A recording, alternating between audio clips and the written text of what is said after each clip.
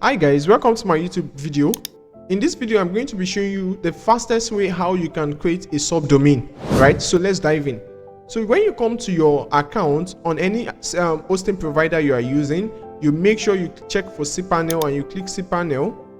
So when you click on cPanel, it takes you to the cPanel page. This is the cPanel page. You can just easily search for domains here, click on domain.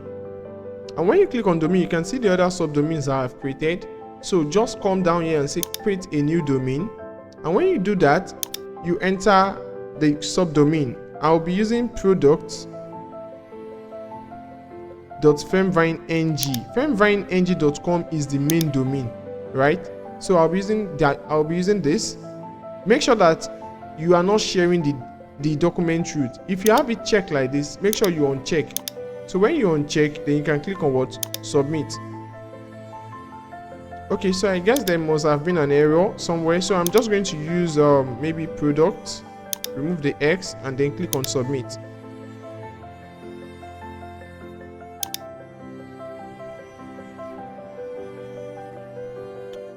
So you can see that our domain has been created successfully. Thank you for watching this video, and make sure that you turn on the subscription button so that you get notified when I drop a new video.